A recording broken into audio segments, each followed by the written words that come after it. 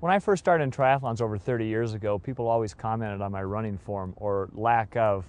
Had my chest up real high, my arms were held together like I was carrying a football, head was up, arched back, feet turned out, just absolutely dreadful.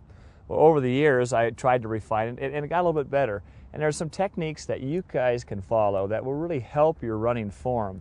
And if we break down running form, we want to start first with our head. The head position should be nice and still, and it should be looking forward, not up and nor down. It should be in a neutral position with your neck. Shoulders, nice and soft. Don't bunch them up towards your ears. Keep them down nice and low. Arm carriage, as your arm carriage swings through, we want to look at about an 80 to 90 degree bend at your elbow flexion, and your hands should just come up to the lower part of your breastbone, and occasionally you can drop them down right to your hip bone. We need to be careful about getting too much lift in the backside because that works the posterior deltoid and the tricep muscle. So it's a very relaxed, fluid arm carriage. The pelvis should be tucked gently underneath your hips. In other words, I don't want my butt sticking back, nor do I want to arch my stomach forward. It should be tucked underneath as if you're sitting on a high stool.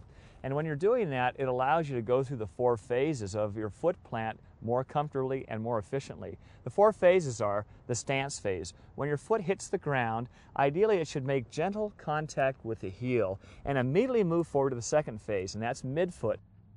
If we think of a heel striker hitting like that, we end up deaccelerating, and as we do that and we lose our momentum, we have to bring our body up over our foot and then push off.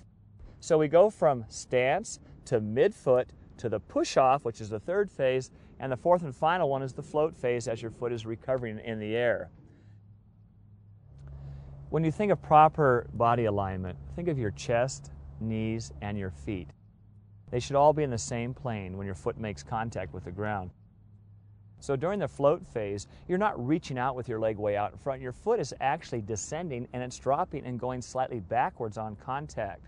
Well, how do you get that? Well, if you think of taking a shorter stride rather than reaching out, that will make your stride length more efficient. When you think of your running form, think of it as an art form. It's not a robotic skill. You don't have to program 10 different skills or techniques into this art form. When I think of running, I think of children. Children run nice and relaxed. Their shoulders are relaxed. They have an easiness, a fluidity about them. And really, if you go out on one of your runs, take 1 or 2 of these little techniques, think about them, but run relaxed, run fluid. Your flow will be very, very easy, and you'll be a much more efficient runner.